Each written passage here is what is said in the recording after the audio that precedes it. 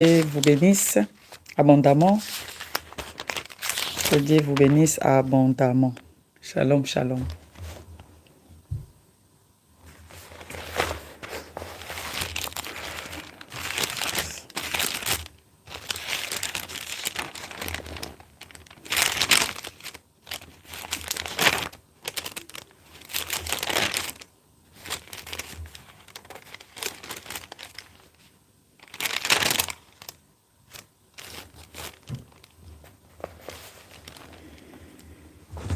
Shalom, shalom, shalom à tous. Je suis la servante de Dieu, Patricia. Que Dieu vous bénisse abondamment.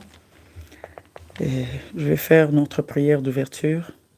Seigneur Jésus-Christ de Nazareth, je te dis merci. Merci parce que vous êtes fidèle, vous êtes bon.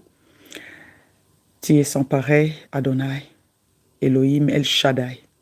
Si nous sommes ici, c'est par ta grâce, ton amour, ta bonté, ta fidélité. Seigneur, je recommence ces moments dans tes mains, Dieu de gloire. Prends contrôle de tout. Esprit Saint de Dieu, prends contrôle de tout. Utilise-moi, Seigneur, ce soir. Parle-nous à travers de ces vaisseaux. Il est écrit, la révélation de tes paroles est claire. Elle donne de l'intelligence aux simples. Laisse que la révélation de ta parole ce soir nous éclaire, puisse nous éclairer et nous donner de l'intelligence là où on n'avait pas. Et de la connaissance, car il est écrit, vous connaîtrez la vérité et la vérité vous affranchira. Et la vérité, Seigneur, c'est dans ta parole. Laisse que ta parole puisse nous affranchir ce soir. Et Dieu Saint-Esprit prend contrôle de tout. Amène tout esprit captif à ta parole.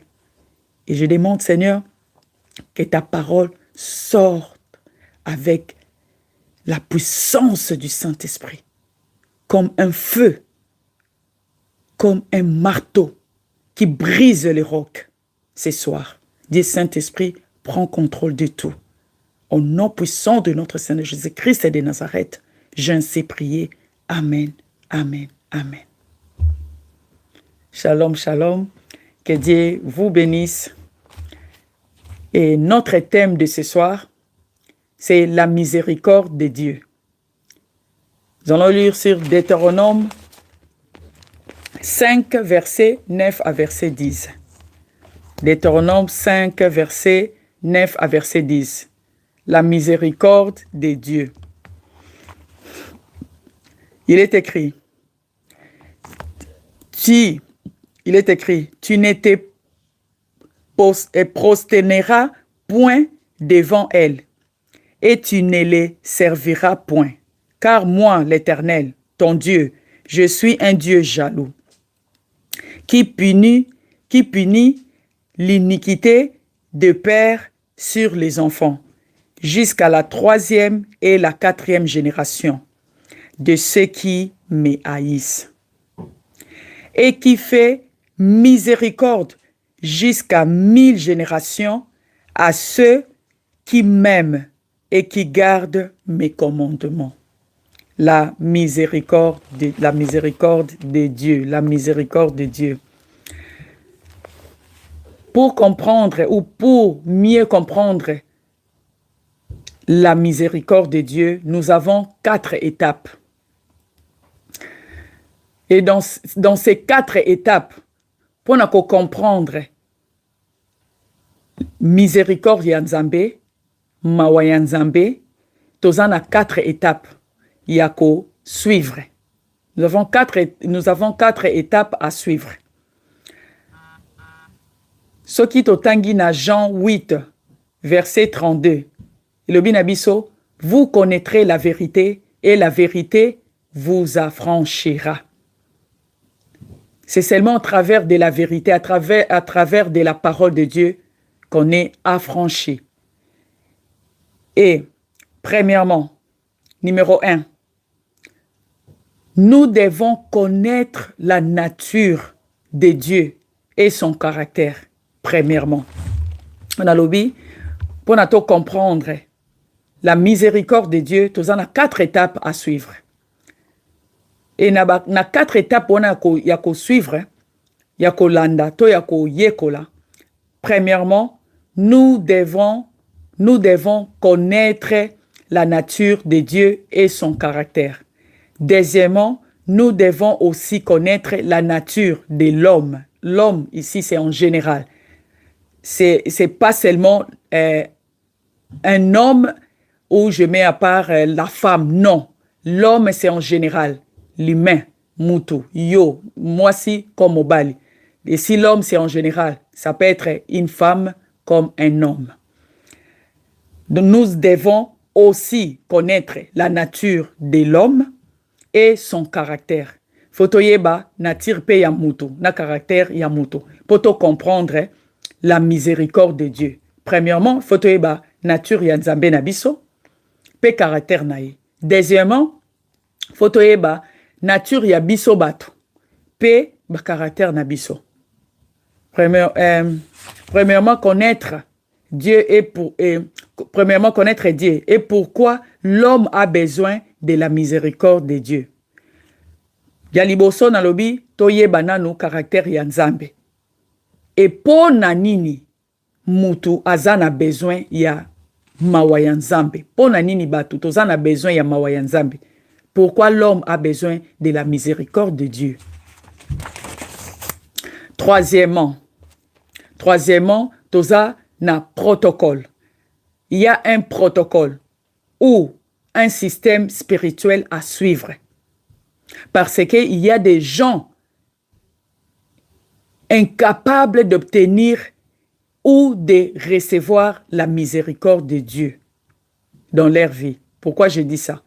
Nalobi eza na bato mususu toza na protocole ya kolanda. Toza pe na système bonko spirituel ya kolanda.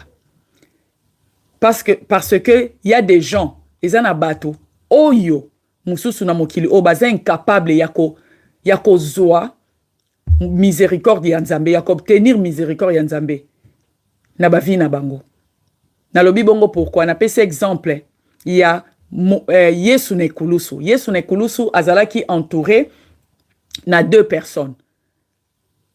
L'un à sa droite, l'autre na gauche. Azalaki na bango moko na droite, moko na gauche. Et les deux personnes là, Tina ekulusu, moko abandaki déjà kochola Yesu en disant ah, soko za mwana nzambe.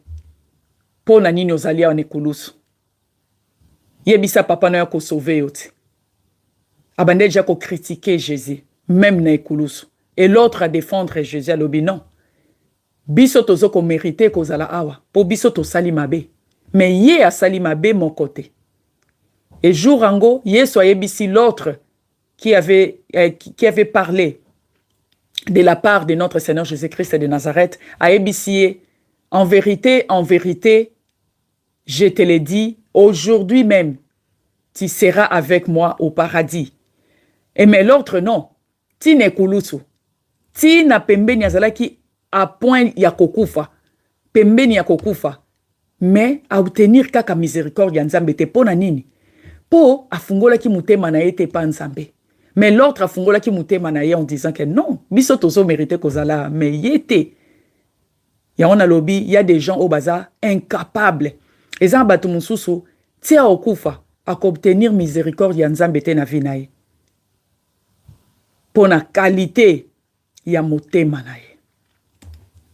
Quatrièmement, la bénédiction. Quatrièmement, tozana bénédiction et bénéfice de la miséricorde de Dieu. Dans Natangi 4, ya liboso, na bandeli po tobo sanate, il faut toyeba, to connaître nature na caractère ya nzambe, ya mibale nature na caractère ya moto, ya l'homme, ya moto. Ya misatu, tozana protocole na système ya kolanda. Ya on appelle cet exemple ne kulusu, il y avait deux personnes avec Jésus, mais moko a zwaki miséricorde ya nzambe. A recevoir qui yango même à point de mourir, a zwaki a recevoir qui miséricorde ya nzambe, mais l'autre non. Même Tina Souka se repentir en disant ah pardonne-moi. Na lobi mabe pona yo. Asala ki yango te. Mon quoi qui paradis le même jour pour ça qui est en vérité je te l'ai dit Et c'était ça le même jour, qui n'est pas dans le paradis, à Kenen na paradis, mais l'autre non, à Kendaki n'a lié des tourments. Et la Bible nous parle de beaucoup de choses sur la connaissance de Dieu. Bible est le sur la connaissance de Dieu. Nzambe, bisopoto banzambe, on connaît Dieu à travers de la parole. Tozo koye banzambe nanzela liloba et par Jésus-Christ. Tozo banzambe nanzela liloba et par Jésus-Christ de Nazareth. Pourquoi na bongo? Parce que Jésus n'est pas venu seulement pour mourir sur la croix. Jésus-Christ a yakika atepo kufane kulusu. Jésus-Christ, il a été aussi venu comme un manuscrit. Comme un manuscrit. Pourquoi je dis ça? Manuscrit, il y a vérification. Pour qu'on puisse changer notre perception sur Dieu. Ba prophète bateyaka dans l'Ancien Testament. Ba prophète bateyabiso, ba komaka, ba zoka ba révélation, ba zoka ba prophétie, ba zoka ba vision. Il y avait des prophètes, il y avait molimo mo santo pe n'époque bandeko ko kita sur ba individu. Nyon sotu wana, bango nyon sotu ba yebaki nzambe te. Na mozindo. Mutu moko ta yebaki nzambe. Mutu moko ta yebaki caractère ya nzambe. Mutu moko ta yebaki nature ya nzambe na Ancien Testament. Mutu moko te prophète ata moko ta rolobaka yebaki nature ya nzambe. Soki mutu yebaki nature ya nzambe na pesa exemple prophète Eli abandaki kotambola balobi bana moko bayaki balobi na ye babandi ko se moke na Eli bazoloba azali bandi babandaki ko seka ye parce que azaki libandi asiliki c'était un prophète alobi ba ours babima balia bino ba ours pe babima balia bana wana nyonso. Or lelo avec Jésus c'est totalement le contraire. Yesu yaki ba finga kiye ba beta kiye to ba kiye ne kulusu même. Mais qu'est-ce qu'il avait dit à la fin? Qu'est-ce que Jésus-Christ avait dit? Papa, Père, pardonne-le, car ils ne savent pas ce qu'ils sont en train de faire. Au moins, différence. Eli, alobi, ban ours babi mabali banana po bande ko se moke na ye. Mais Jésus, ba fingi, ba beti, ba nyokoli, ba baki ne kuluso. Aloba ete ke likolo kita fina batu oyo. Tu vois la différence. La différence. Yango na lobi, Jésus-Christ azaki lokola manuscrit oyo ayaki pona biso to changer perception na biso sur Dieu. Dans ba prophète nakala balobaki à moitié. Même aujourd'hui la Bible nous dit nakati mokana na Corinthiens elo bana biso nous parlons en moitié. Nous prophétisons en moitié. Nous savons en moitié. Mutumonta mobimba. To prophétisa à moitié, to te à moitié, to zora ba révélation, ba vision, so nini ba révélation tout en moitié. To prophétisa à moitié, tout est en moitié. Paul ne mutayeb sibiswango. Et bongo so to na Jean 14 verset 9. Jean 14 verset 9. Jésus dit à Philippe, abane kolobana Philippe, pour Philippe atuna kié alakisa bango papa. Lié salobi, c'est lui qui m'a vu a vu le Père. Comment dis-tu? Montre-nous le Père. Abi o ya moningai, amoni déjà papa. Ndeni yozolo bake na laksabino papa. Ça signifie que si tu connais Jésus, tu connais aussi le Père. Tu connais aussi le Père. On a le billet soit qui te kapona okufa ne kolusu. Ayaki pona pe toyeba nature ya nzambe. Toyeba pe caractère ya nzambe. Pour jusqu'à que Jésus aya toyeba kiangote. Ya tika ki trône na ye. Aye ami pesi. Papa pesi bisoye. Dieu le Père nous a donné comme un cadeau. Ye ami pesi comme un sacrifice. Et puis, esuki wanate. Aya ki pe susu poto yeba caractère ya nzambe. Aya ki poto yeba caractère ya nzambe. Toyeba caractère ya nzambe. Parce que Dieu dit à Moïse, Nzamba lobaki na Moïse, na kati na Exode 33 na verset 20, alobi tu ne pourras pas voir ma face, car l'homme ne peut voir car l'homme ne peut me voir et vivre. Mutu akokai komona nzambe te. Aisa kiango Moïse, po Moïse abande ko senga mona elongi ya nzambe. Ya lobi mutu akoki komona ngai te. Akomona elongi na ngai te. Et puis c'est vrai, tanga na Genèse tin Apocalypse. Nani amoni elongi ya nzambe. Ba moni ba grand vision. Apocalypse par exemple, Ézéchiel par exemple, Jérémie, Ésaïe, ba grand prophète, ba moni makambo minene. Ba obete la biso ba 4 êtres vivants, les 24 vieillards. Ba olo baka oya fandi na trône. Et longineza lokola soko tangi bien. Tanga bien liloba. Oroko ezakaka lokola mwinda mokobwe. Lokola balobaka lokola. Mais baloba te ke longineza azaka na zolo eza mulai, eza mukuse, misu neza minene, to eza mikie, matoi neza minene, to eza mikie. Balobaka ka to mona mutu mo afandi na trône. Mazo briller lokola, balobaka ka zo briller lokola. Aza lokola. Mais mutu moko ta loba exactement comment azali, n'est-ce pas?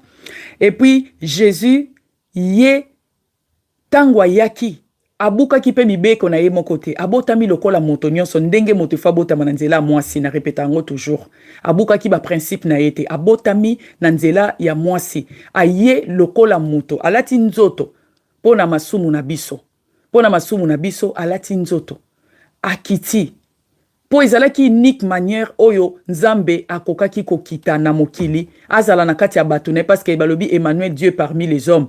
Nzamba akokaki kokita na mokili boye te so akiti biso soto okufa parce que mutu moko ta oki komona nzamba azala na bomoi. C'est comme ça, c'est écrit bongo na parole. Yango Jésus-Christ e falaka so nzoto lokola yo lokola nga comme ça. Tokokaki ko toucher, tokokaki ko mona ye, tokokaki ko solola na ye, akokaki pe ko simba bato. Sans que mutu akufa. Tu vois, Jésus-Christ de Nazareth. On connaît Dieu par son nom aussi. Ndeti mutu. Toki koyeba mutu. Identité mutu. Eloko mutu anazali. Famille pa outi. A partir ka ya komboti. So batangi kaka. Na pesika kombomo. So ka batangi kaka. Manyanga. Baebi ke wana mwana papa manyanga. Uta na famia ba manyanga. Ba manyanga baza batetela. Ba manyanga bazali ba nani boy. Ba uta na Lubumbashi. Ba uta soki wapi, tu vois. Ba lobi médecin. Ba monde oye ba ke profession ya mutu oyo aza médecin. Sala ka boya tanga ki classe boya yangwana lelo aza munganga ayambaka bato, tu vois. Toye baka mutu pe à travers kombo na ye. Nzambe toye biye à travers sa parole et à travers notre Seigneur Jésus-Christ de Nazareth. Et deuxièmement, toye banzambe na nini, toye banzambe na ba kombo na ye. Deti balobi na biso Yahweh ou Jéhovah. Wana balobi na biso je suis, c'est lui qui suit. Alobaki azali, oyo azali. Azan Zambé. Existence na yeza éternelle. Yango alobi je suis. Donc azan a passé te, azan a présenté, azape na futur te. Yemoko aza passé, présent, futur. Yango alobi je suis de Jéhovah. Soto ke na Elohim. Ozota la ke balobi na biso les dieux créateurs. Les dieux créateurs puissants. Azali mokeli. Azana capacité ya kokela makambo sika na vi na yo. Ya ko benga oyo nanu eza na existence te et comme en existence. Ya ko benga musala wana eza non existence te et comme en existence. Promesse wana musala wana ngo. Promesse wana ya libalo zanango. Promesse wana ya business. Azana capacité ya ko créer. Ya ko benga oyo eza na existence te eza la existence. Ya ko créer pe makambo sika. Nabomo inayo. Dieu le créateur puissant et azanangu ya nyonso. Soto ke Adonai, balobi na biso Seigneur, il a toute autorité et il est souverain. Adonai, azan autorité nyonso tout pas aza souverain. Soto ke na El Shaddai, Dieu tout puissant. Ola kisabiso ndenge Azali le tout-puissant. Soko kei na El Elyon, balobi na biso, Dieu très haut. Azali kolo na nyonso, azali kolo na ba circonstance na yo, azali kolo na maladie na yo, azali kolo na ba souci na yo, ba inquiétude na yo. Azali kolo ya ba souci wana ezo lelisa yo. Oh, lelo lelisa ki yo, lelisa ki yo, mais pourquoi kanga? Pourquoi kangani makambo boye? Pourquoi na oleka na situation oyo? Pourquoi makambo esimbate?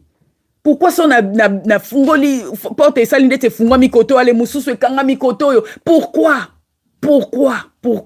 Mais balobi na biso, alobi, balobi azali, elle est lion, Dieu très haut, azali kolo, likolo ya nyonso, azali kolo ba souci, ya ba inquiétude na yo, ba problème na yo, ba difficulté, ya situation, ya circonstance na yo, azali kolo na nyonso, bi, elle, olam, elle, olam, balobi, Dieu est d'éternité, azali éternel.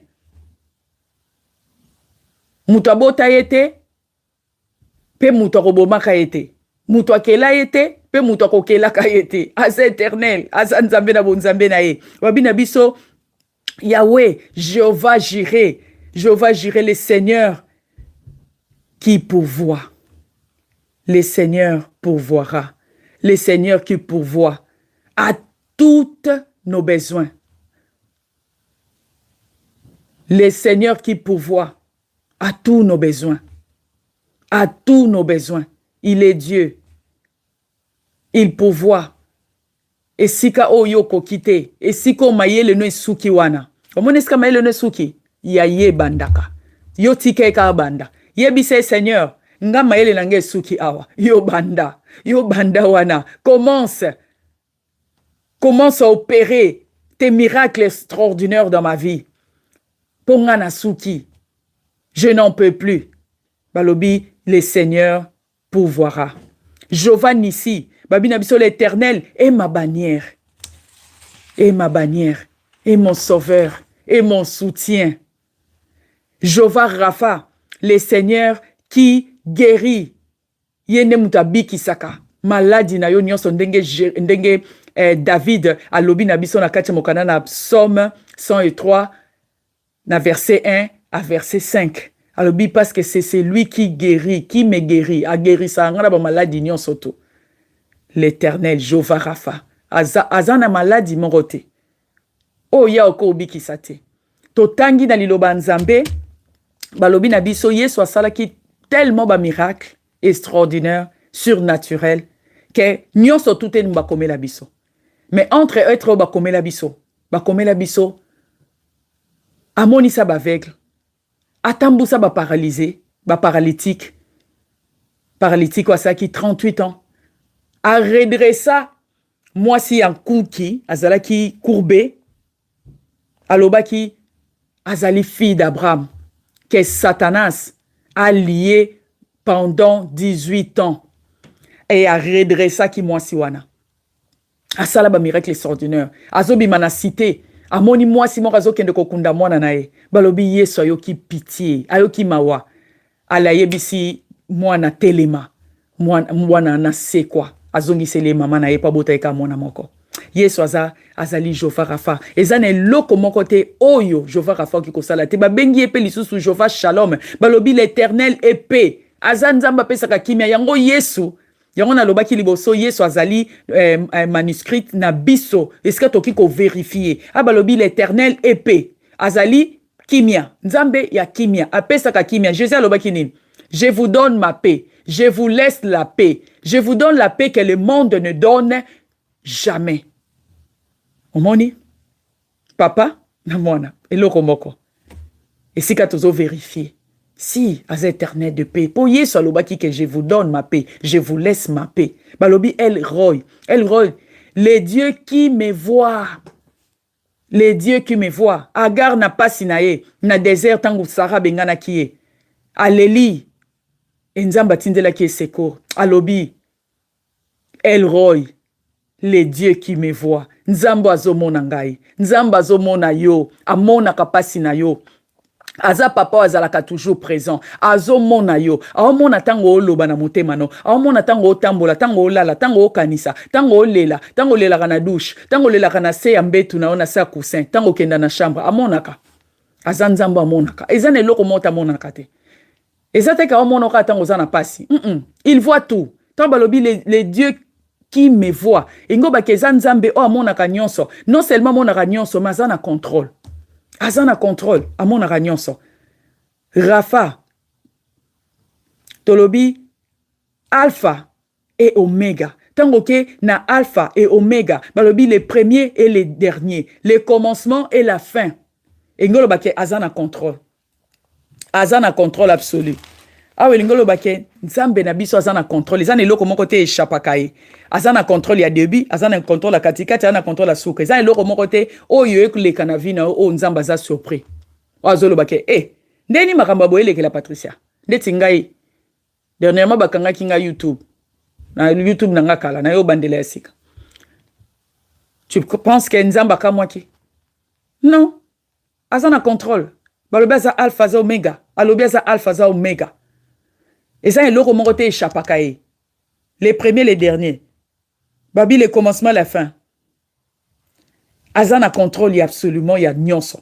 Il y a passé, nayo, il y a présent, nayo, même il y a futur, nayo. Azana contrôle, il y a nyonso. Et balobi, nabiso, lisusu. Alobaki na Moïse, tanga pesa qui est mission ya okende ko libérer ban Israël. Alobaki, Moïse alobi, mais ceux qui batu ningai, nana tindinga. Naloba nini? Alobi yebisa bango je suis nda tindinga. Et puis tangu Yesu aye. Yesu masi alobi je suis. Il est le pain de vie.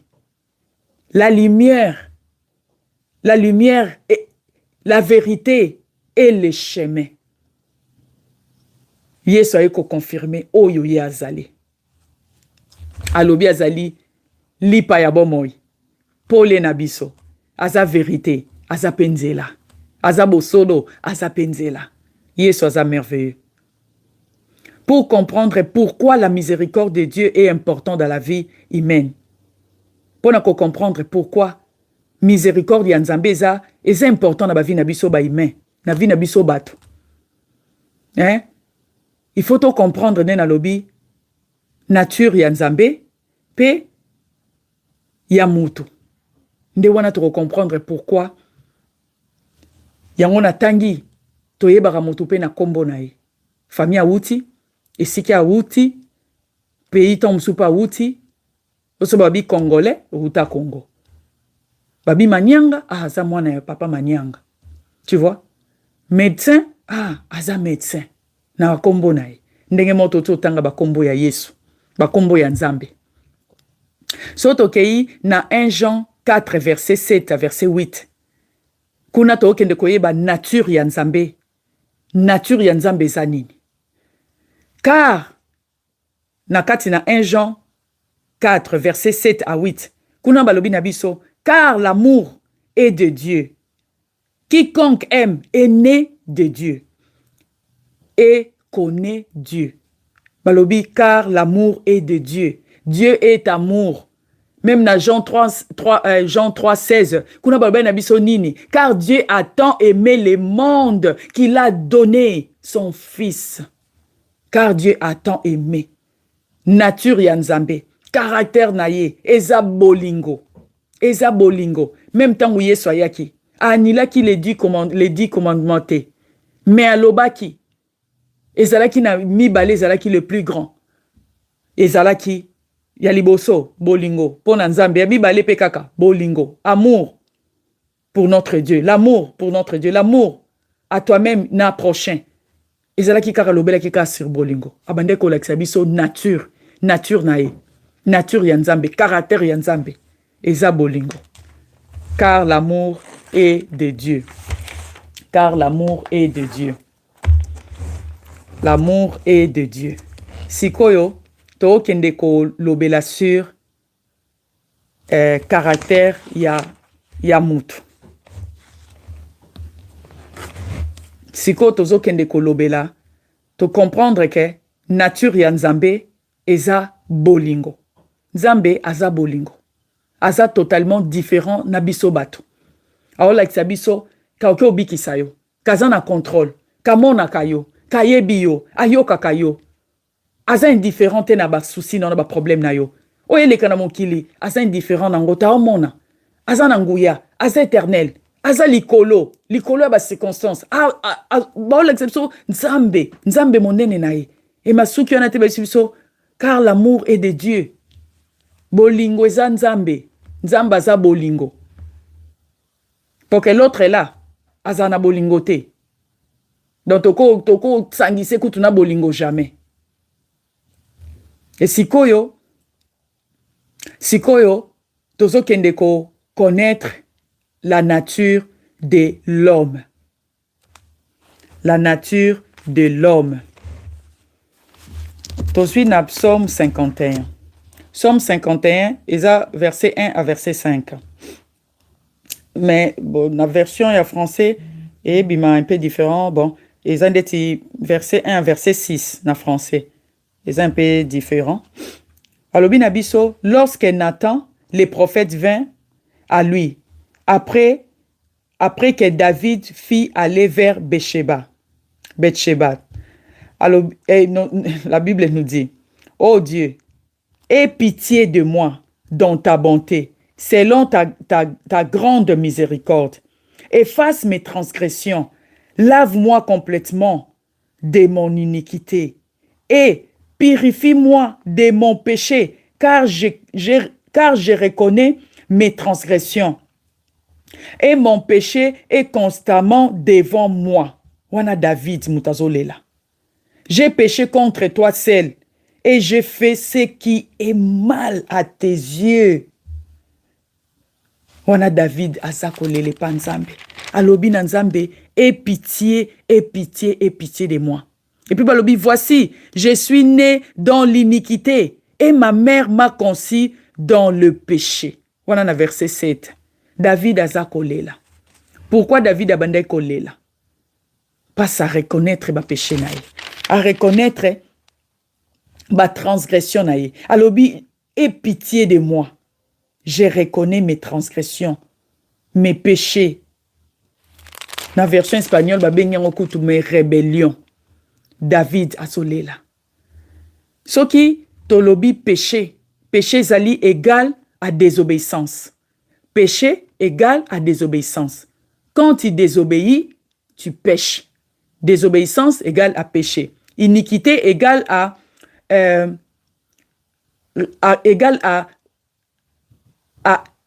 rébellion. Tokolo bango comme rébellion moko. Donc continuation. Continuation moko ya rébellion. Continuation moko ya péché. Continuation moko ya kosala makambo mabe. Bosala kango. Omona famille wana de génération en génération. Bakoko na bango bazalaki ba escroc. Baboti bana bango pe ba escroc. Bana on pe baboti bango pe ba escroc. Omoni famille moko basala ka kindumba. Bakoko na bango bazalaki pe ka bongo. Bango pe baboti bana bango pe ka babota mika bongo. Bana na bango pe baboti kindumbe renye na famille wana. O bondoki renye. O balingaka bakisi. Wana eza o tozobengango iniquité. Iniquité c'est loko moko bozo salango continuellement. Et c'est loko moko est commis de génération en génération. Ou est loko moko sala rango mingi. Wana na lobi na ndenge ya groupe mais koko za la peine individuelle. Et c'est loko moko sala rango kaka.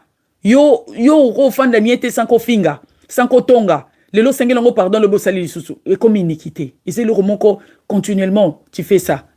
Ou commis iniquité. Dans ce continuer pour nato comprendre nature ya mutu na nature ya Nzambe. Soki tokei na kati na mokanda ya Jérémie. Na Jérémie 17 verset 9 na verset 10. Mais je pense que na otanga verset 9 kaka pour na cause ya temps. Balobi na biso, le cœur est tortueux par-dessus tout. Et il est méchant, qui peut les connaître? Wana Jérémie. Alors, le cœur est tortueux par-dessus tout. Et il est méchant. Wana motema moto. Asolo bela motema moto. Qui peut les connaître? Nanya oki koyeba motema ya moto. Nanya oki koyeba motema ya moto. Na Genèse, sotoke na Genèse 6, na verset 1 à 5. Na Genèse 6, na verset 1 à 5. Torotangango, kaka verset 5 et verset 6, je pense. Na Genèse 1, pour nous comprendre caractère, nature ya mutu, pe caractère ya mutu. O ya Nzambe tolobi, Nzamba za bolingo. So itoke na nani balobi na biso na Genèse 6, na verset 5, lobi na biso, l'Éternel a vu que que la méchanceté des hommes était grande sur la terre et que toutes les pensées de leur cœur s'est portées chaque jour uniquement vers le mal. L'Éternel s'est repenti d'avoir fait l'homme sur la terre. Et il fut affligé à son cœur. Awa, Nzambe azakoloba. Aye komona ke pensée ya mutu. Ezo kende kaka. Ezo kende toujours uniquement kaka na kosala mabe. Et puis, na réalité mutu azabongo. Motema ya mutu. Yango, Jérémie lobi, motema ya mutu eza trompeuse. Eza ekoki kokosa yo. Motema no moko ki kokosa eza trompeuse. Nanya yebi motema mutu. Jérémie lobi toto tangaki na 17 kuna. Nanya oki koyeba motema mutu. Awa Nzamba lobi, aye komona ke pensée ya mutu. Eza kokende toujours kaka uniquement vers le mal. Et alobi à se repentir. Nzambe alobi à se repentir nenga kela ki yo mutu.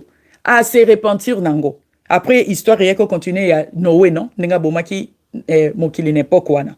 À se repentir qui pourquoi sali biso bato. Pas mona ke motema ya mutu eza kaka mabe. Motema ya mutu. Donc comment comprendre?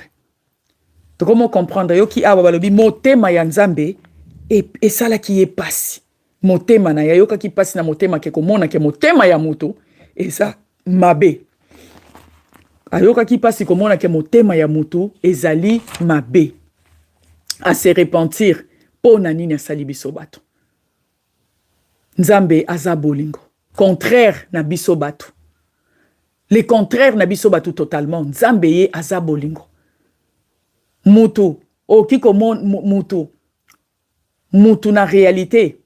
Mabe ya mutu. E banda nango depuis wapi? Depuis libumu ya mama na ye. Mabe ya mutu eza banda libumu ya mama na ye mutu azara na ye mabe. Oyebi pourquoi? David alobi, voici, je suis né dans l'iniquité et ma mère m'a conçu dans le péché. Mutu abandaka mabe depuis na libumu. Pourquoi na lobi bongo? Parce que na libumu aza kozwa makila ya papa makila mama. Eza na biloro mususu nde tozoloba nde balobaka na Kinshasa.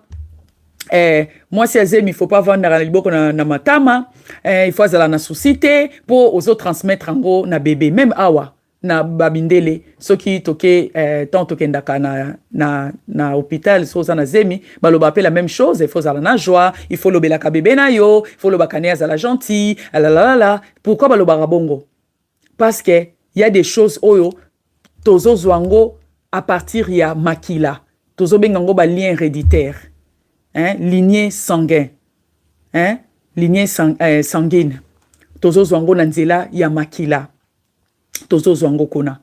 Yango, David alobi, na psaume 51, na verset 7, na version française, que azala ki conçu na mabe. Maman na ya conserva ki na kati ya iniquité. Yango na lobi, ndeti par exemple, un bébé.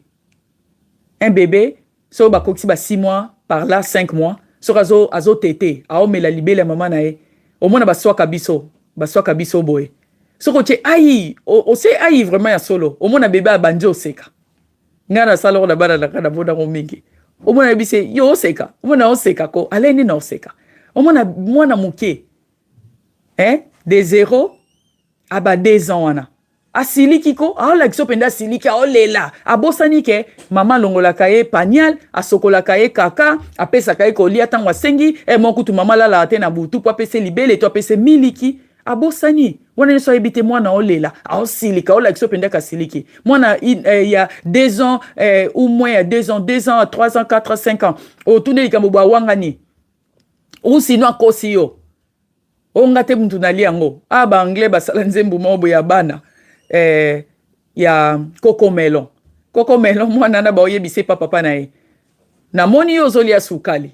Alo bana papa na na olia sukali. Papa ebisie fungola munoko. Fungoli munoko papa moni sukali na munoko na e. Mona ebise moni ozolia sukali. Bon, siko mwana wana muke. Ndeni na yokeli kokosa. Ayebeli kokosa wapi? Azengo na makila, n'est-ce pas? Il y a des choses o ezali inné. Tobota makanango na makila. Vous comprendre? Nature ya mutu. tobota marana makamususu depuis na makila. Depuis na makila. Depuis na makila. Na pesa exemple. Lelo na mokili tozana ba psychopathe, tozana ba assassin, tozana ba perverse, tozana bato ba ndenge na ndenge. Bato wana nyonso tu avant koma mukolo azalaka bébé non. Tango azalaki bébé, siko oyebisa ngai, muto wana abimaki na mbeli na liboko, na liboma mama na ye? Non. Abotamaka na mbeli na liboko, non. Mais lelo tozana ba assassin, tozana ba psychopathe, tozana bato mabe ndenge na ndenge mutu musu azaka très méchant, tozana ba musu ba leka pe déjà na mokili ote. Bazala même ba konzi, mais bato mabe, basala mabe belé na mokili, ba crime belé na mokili. Même ti lelo soka otangi kutu ko ba kombo bato ngo, ozoka kana mutema no que tu te sens pas bien. Pourquoi batangi le combo mutu na mais malgré ça leka. Pour azaka assassin ya humanité quoi. Soko otangi na Psaume 58. Psaume 58 pour confirmer le qu'on a lobby. Psaume 58 verset 3. Kune lobby, les méchants sont pervertis dès les seins maternels. Oyoki. Les méchants sont pervertis dès les seins maternels. Ingolo bake mutumabe azalaka déjà mutumabe depuis libumu ya mama na ye. Et puis à continuer lobby, les menteurs s'égarent aux sorties du ventre de leur mère. Elingo kolobake muta lokuta pe abandaka lokuta kaka depuis mukolo abimi na libuma mama na ye. Tu comprends? Donc mutumabe azalaka déjà mutumabe depuis libuma mama na ye. Et puis muta lokuta la même chose. On a lobi batumabe o bazali lo batumabe na mokili ba o baleka na ba o bazali. Est-ce que babima ki na bambeli na maboko ton babotama ki? Non, absolument non. Mais babima ki na bambeli na mitema. Faut comprendre. Babima kana bambeli na mitema. Pourquoi na lobi bongo? Zwa lokola David. David nde totangi Somme 51. Et si ka David azole la pona ba péché na etanga Somme 51 mobimba o sepela na. Là où David pleure pour ses péchés en disant aie pitié de moi. Aie pitié de moi. Ao senga pitié pa nzambe. Et David nani Jérémie 17 alobaki motema ya mutu eza trompeuse. Nani akoki koyeba yango? Nani akoki koyeba motema ya mutu? Alobaki na biso bongo. Parce que même na David yemoko makambo asalaki ayebaki te ka kosala ngo un jour. Ayebaki te ka kosala ngo un jour. Qu'est-ce que David asalaki?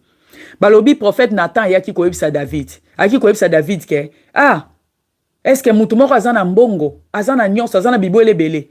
Mais abotoli mutu moko azana eloko te, azalika na ibwele moko. Yaki abotoli yango. Abotoli brebi na ye. Mutu wana sali eloko moko ezata sali crime. David asiliki abandi koloba mutu wana zo merita kufa. La bandi koloba mutu wana merita kufa. Nathan ebisiye mutu ngo ezayo. Qu'est-ce qui s'est passé? David alula ki mwasi ya soda na ye. Soda na ye kombo nezaki Uria. Alula ki mwasi ya soda na ye moko. Kombo ne Betseba. Azui atindi soda na guerre. Ka po bakendo ko bome patika na mwasi ya moninga.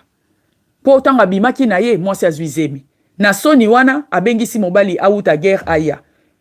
Asali to alangwisi etina masanga ebise kende olala pa mwasi nao. Na ideke abima na mwasi na ye po ebimake zemi ezalaki ya ye soda wana. Mais soda ngo pa lobite tozana bitumba makasi. Na tiki baninga na nga na guerre. Ndenge nini na ya kolala na ndaku na tandis que baninga bazokufa kuna lobaki non. Non sa bongote. Aboyaki alala libanda, alala na mwasi nete. David amoni ke plan na échoué. Azui apesi mwana mobali wana lettre. Akendo pesi ba supérieur na ye kuna na guerre. Na guerre. Tonga ke apesi ba supérieur na ye kuna nzoka nde amemaki lettre ya liwa na ye moko. Sentence na ye moko ya kufa. Amemaki yango. Amemi yango kuna na guerre. Bache na ligne ya liboso na première file. Et puis babomaki akufaki. Akufaki. Et makambo wana salaki nzamba sepelaki nango te. Nzamba yebisaki David soko lingaki basi na okai ko bakisela yo. Po azalaki pe déjà na basi ebele. Mais soda na ye wana Uriya wana. Azaleka na mwasi moko. Azaleneka na mwasi moko. Nde Besheba wana. Mais ye David azalaki déjà na basi ebele. Na kati ya basi azali na bango azalaki pe kutuna mwana ya Saul. Milka azalaki pe mwasi na ye. Donc azalaki na basi ebele. Azalaki pe na moment na déjà pe na Abigail. Tu vois? Azalaki na basi ebele. Donc asalaki eloko oyo na asir ye moko na mutema na kanisa ki te ka osalango un jour. Mais azongaki yango nzamba bengaki David l'homme selon son cœur malgré oyo David asala parce que ayokaki pe mabe amiyoki soni devant Nzambe amiyoki lipe mawaye moko abi oh comment je peux faire ça mais tant banda osala péché wana ezaki elengi et ça là qui elengi et ayebaki te jusqu'à ce que prophète Nathan ya kolobela ye. Le cœur de l'homme, le cœur de l'homme, le cœur de l'homme, qui peut les connaître? Nani okoy ba mutema moto, loba muto azaka tranquille. Na mona papa za papa mala moi, chef nanga moko bande ko loba. Soto lobi ah moi balo na mona kaza moi bal mala lobi ah za mala mutanga lali pongi. Poyo yebi mutute, abado babongo parce que yebi mutute, yebi mutema mutute, il disait ça. Chef nanga moko na musala. Et puis c'est vrai. Mutu mususu zo mona za tranquille aza bien. Po aza na riche. Nzamba zwakaka injectele mwa mbongo mwa na compte 5 millions. Tala siko muto wana. A continue kozala muto oyo yebaki, to akoma totalement muto moko différent que oyo yebaki avant. A changé caractère, a changé na habitude na ye. Abando mena masanga te komo na masanga. Bato abando linga ozana bango linga so ozana bango ta komo linga bato pe bazana ba millions. Tu vois? Ba mususu ako rejeter même famille na ye. Même Tom sous moi sur azala qui n'a pas si. Bana wana bota qui n'a pas si. Sundoli bango rejeté bango po ya komi na ba a changé complètement mais je comprends rien azala qui boyetin. Ndeni a komi boy. Si a changé parce que le cœur de l'homme mutu atika ko surprendre bisoté. Mutu atika ko surprendre bisoté na mokili parce que le cœur de l'homme est méchant. Au moni tozo kende na caractère ya mutu. Na nature ya mutu. Nature ya mutu eza balobi aza méchant. Motema ya mutu ezo kende kaka toujours vers mabe. Ya on a lobi bato mabe na mokili babota makina bambelite. Babota mena bambelite, babota makina mbeli na mitema na bango. Miséricorde ya Nzambe, miséricorde eza nini? Miséricorde ezali action nyonso tu oyo zui o eza motivé avec compassion. Yango wana nde tobengi miséricorde. Action nyonso tu action nyonso tu oyo ozui o eza motivé par la compassion. Toute action motivée par la compassion, c'est la miséricorde. Action nyonso tu ozui eza motivé par la compassion de tobengango miséricorde de Dieu. Et puis mutu okoki ko manifester miséricorde ya Nzambe te soko zalaka na compassion te na motema na yo. Soko za na compassion te na motema na yo ngana mona bato na église. Soka bandi ko parler langue. Hey, Jesus Christ. Soka bandi ko parler langue.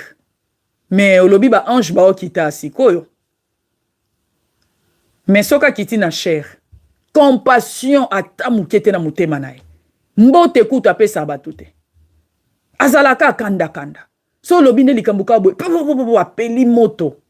Pas de compassion. Na motema na ye. Compassion. Oki ko manifester compassion te soko za na miséricorde te. Soko za na compassion te.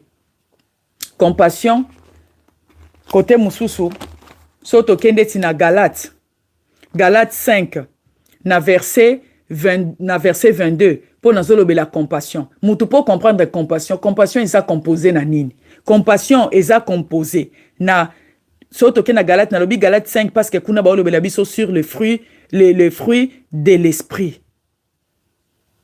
Balobi Dieu est amour. Aza bolingo. Et compassion eza composé na biloko oyo. Eza composé na amour. Eza composé na joie. Compassion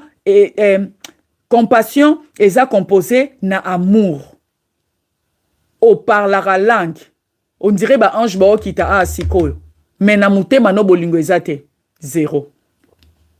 Compassion eza composé na amour, na joie, na paix, na patience, na bonté, na bénité, na fidélité, na douceur, et puis na tempérance.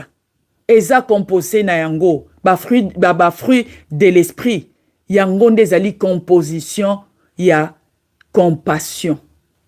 Yango balobaki na biso, Dieu est amour, aza bolingo, nature neza bolingo, ezelo mususu te. So to comparer na mutu na mutema ne a méditaka mabe. Qu'est-ce qui s'est passé avec David? Il avait médité mabe, ayeba qui peut bien que la femme là que lui enviait, c'était la femme de l'autre.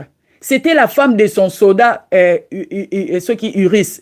C'était la femme, ceux qui Uria. C'était la femme de son soldat. C'était la femme d'autrui. Brebi ya batu. Eloko ya batu. Musala ya batu. Mwasi ya batu. Mwana ya batu. Affaire ya batu. Mbongo ya batu. Église ya batu. Mapamboli ya batu. Oso comprendre? Mais na kati ya motema na ye. Abandi ko méditer. Lisumu ezwaka te. À part ceux qui neti bablo moko ezalaka ya par exemple boye mona obetili bako sumiki. Mais makambo ebele lisumu po muto salango. Azwaka di temps zo méditer ndenge nini na olekisa boye ndenge nini na ko escroquer ndenge nini na ko kotisa eloko boye ndenge nini na ko yiba muto ana mbongo. À cause du temps zo méditer. Si c'est ce que David avait fait. Na motema ya muto. A méditaki, a enviaki, mwasi ya bato, a enviaki, mwana bato, libala ya bato, a enviaki libala bato. O nazolo bana obaka David te, ekozala yo. Na mutema oza ko envier mwasi ya bato, libala bato, musala ya bato, poste ya mutu. Lelo na oh nzamba sunga, na Congo ba poison. Pourquoi? Pour na méditation motema ti. Po zo méditer na linka na za na poste wana ya zo méritango te ngane mna o méritango o méditer mabeti o teli muninga poison. Come on, o méditer mabeti o teli muninga poison. On dirait yondo kotika l'Éternel libanga na mokili oyo. Non, balobi na biso bambuma ya compassion eza bolingo, eza la joie, la paix o nyoso tout otangi liboso wana. Et puis compassion, on sent ça ici. Oroyo kangwa awa na motema. Compassion, oroyo kangwa na motema.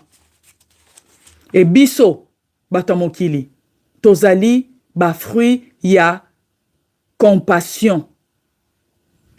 Miséricorde na lobi mbuma nango ba fruit nango eza compassion. Et biso batamokili. Tozali ba fruit ya compassion ya Nzambe, ya miséricorde ya Nzambe. Il y a miséricorde ya Nzambe.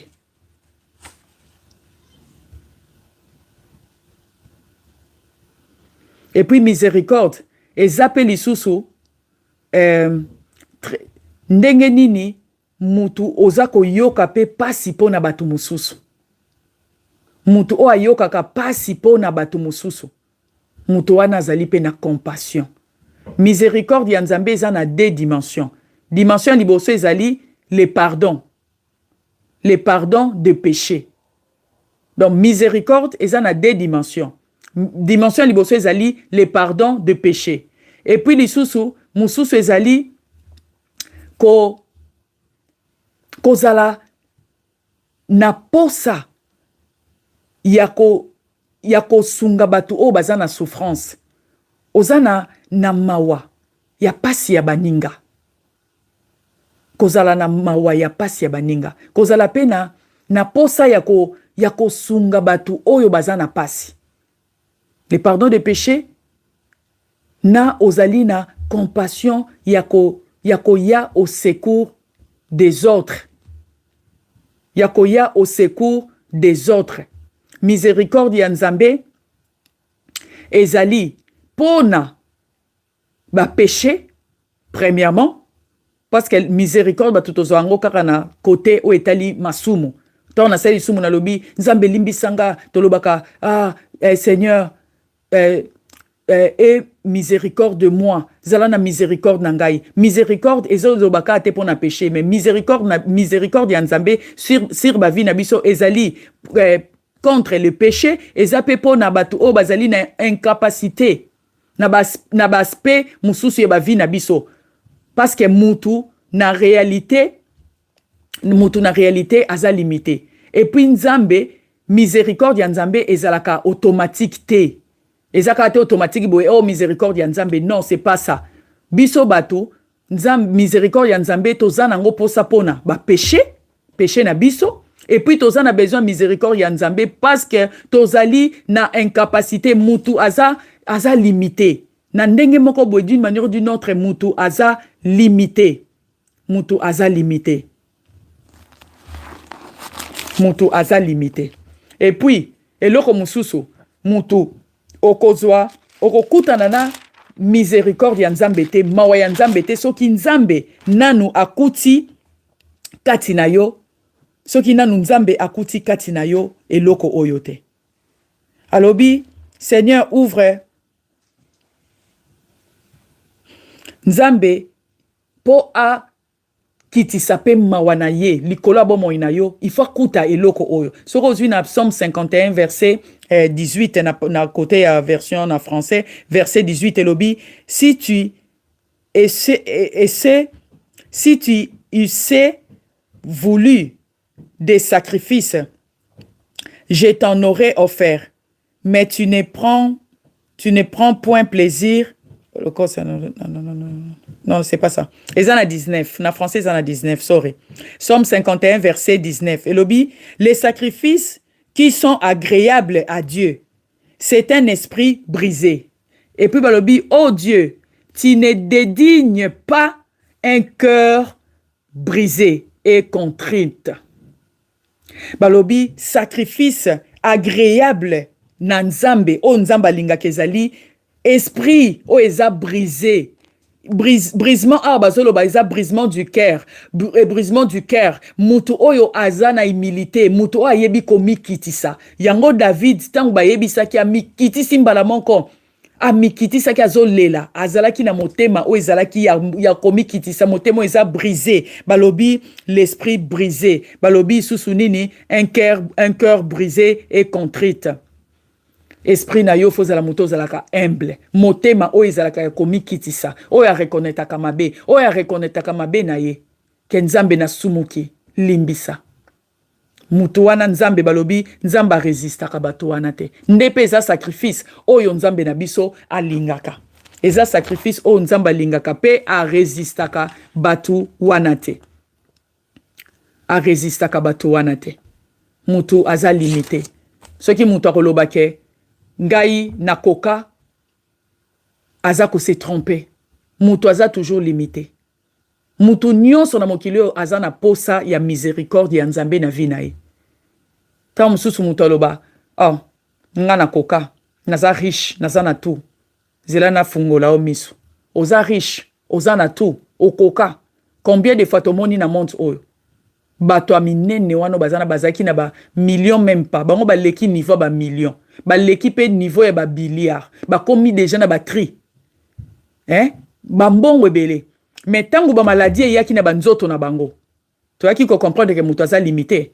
Na mona moko na otanga ba komba batute mais moko abengisaka ba médecin ya mokili mobimba.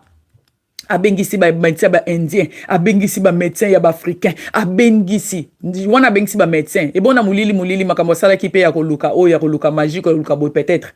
Donc abengisa ba médecin mokili mobimba mais ata mon côté akokai ko sauver malade sala ki nango.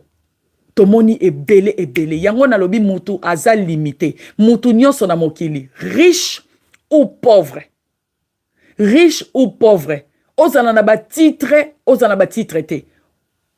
Riche ou pauvre. Mutu nyonso, serviteur de Dieu. O sala so musa nini, oza grand moko boy soki ndenge nini na mokili oyo. Ata oza mosala nzambe wande nini, o sekwisaka bakufi. Oza na besoin miséricorde ya nzambe, toza na besoin miséricorde ya miséricorde ya nzambe chaque jour dans nos vies. Chaque jour dans nos vies. Yango lamentation, kuna na lamentation 3 na verset 22 na verset 23 babi sa miséricorde et si la kate a renouvelé la miséricorde na vie na biso chaque matin. Chaque matin. Donc, ata o esimba kite lobi. Ata babundisa ki on a butu. Ata so ki ndenge nini. Mais chaque matin, nzambe yaka ko renouveler bonté na ya bandi makambo sika. Bandi page sika. Chaque matin, ayaka o salango na ba oyo ba se confia kanaye. Chaque matin, yaka ko renouveler bonté na ye. Yangonde Lamentation 3, verset 22, verset 23, linga koloba. Ata pasi. Ata minyoko. Ata na butu bagi ba finio kingo ba bundi sonde nini. Mena tongo. Yo se confia kanaye. A renouveler ka a eko banda makambo sika bandi ko bande la page sika et mutunyo surtout na mondo tozana besoin de miséricorde ya nzambe ozala riche ozala pauvre tout le monde pour même riche na kati ya richesse na ye aza limité pour ce qui nzamba permettre te même obengisi ba médecin ya mokili mobimba bango nyonso tout basangisi mayele soki nzamba permettre te ke mbongo na yo to ba médecin on a ba soigner yo te ce qui nous a permis de na miséricorde na ye obika te malgré na ba million même autant d'ici bagarre du corps liboso na yo ce qui nous a na miséricorde na ye a protéger yo te lisa simon ko uta ce qui wape ko beta to mona ngoti to mona ngomba lebele mutu ba tie kutu na kati ya voiture ezali beza blindé mais bazwa ba masasi ce qui nous a tie miséricorde na ye te ozala riche ozala pauvre zéro. Donc, mutu, nyon surtout na mokili oyo aza limité. Et bison surtout, tozana besoin ya miséricorde ya nzambe na bafi na bison. Et tozana besoin ya miséricorde ya nzambe na bafi na bison. Et bénéfice, ezape na ba bénéfice. Pour n'attendre 4 parties, ezape na ba bénéfice. Miséricorde ya nzambe et memaka faveur divine ya nzambe. Ba faveur ya nzambe na bafi na bison. Sur Otangi na Psaume 103, verset 1 à 5, kuna David alobi ke nzamba ko couronner na ba faveur. Ozala couronner na ba faveur ya nzambe. Miséricorde ya nzambe o mona batu ba osaloka bolam. O leka boy basalo bolam. O mérita ngote, mais o mona ka ba osalo bolam. Ba pambolo na bambongo. Ah na sungo ne loko boye. Ah ozana problème musala. Ah zana lobelo pona non, l'obélo pas patron nangai. Olexa problème boy. Zelanga no sungayo. Oza besoin combien? Zwa boy miséricorde ya nzambe et ça là ke au faveur au banadoza na faveur liboso nzambe pe liboso bato. À part ça, miséricorde ya nzambe et fungola kape ba porte. Et fungola ka ba porte et ça lango pona Joseph. Joseph miséricorde ya nzambe ne mte fungolela ke porte na palais royal. Et fungole porte na palais royal. Akomaki gouverneur. Après Pharaon, c'était Joseph. Et fungola qui porte. Miséricorde ya nzambe, fungola qui peut Esther, porte na palais royal. A soit qui place ya Vasti, ya reine Vasti. Abanda ki azala ki ne mwana famille royalité, azala ki ne mobola moko soki wapi orpheline moko boye, metala miséricorde ya nzambe fungole nzela fungole ba porte ti et commissaire reine. Miséricorde ya nzambe fungolela kabiso ba porte. Yango mutu na mokili o tozana besoin miséricorde ya nzambe. Sans miséricorde ya nzambe, zéro. Riche comme pauvre. Miséricorde ya nzambe na lobi ezali pona les pardons des péchés premièrement et deuxièmement pona ba limitation na biso parce que mutu toza limité na mokili oyo toza limité. Sans la miséricorde de Dieu dans ce monde toza 0 0 0. Et puis biso bato tozali ba produit ya miséricorde ya nzambe. Toza ba produit ya miséricorde na ye. Et miséricorde ya nzambe na ba vie na biso. Na conclure, miséricorde ya nzambe na ba vie na biso ezali système moko ya avantage. Ezan avantage na yo, ezan avantage na nga, ezan avantage ya monde entier. Miséricorde ya nzambe eza système moko eza ko apporter biso seulement que de l'avantage. Parce que sans la miséricorde de Dieu, zéro. Soki bato mbongo bayebaka. Pona moni ba mususu akomiti pembeni ya liwa ola bengisa basala ya nzambe a confesser mabe na ye a lukelonga nzambe peut-être nzambe alingaka bikisa ete ya obengisa ba magicien mokilimumba a obengisa ba médecin mokilimumba nzambe parce que ya mokilimba parce que ya azana assurance na mbongo na ye azana assurance na nzambe te parce que ye azana tout akoki or azobosa na ke vie na ye sans miséricorde ya nzambe eza zéro nzamba pambola biso. Tokutani semaine prochaine na mokolo na mercredi 19h à 20h na bondeli pona yo reste semaine reste ane oyo tika ke miséricorde ya nzambe elanda yo elando na musala elando na santé elando na famille na yo elanda yo na eloko ano lelaki o senga ki nzambe wana miséricorde ya nzambe elanda yo efungolelo ba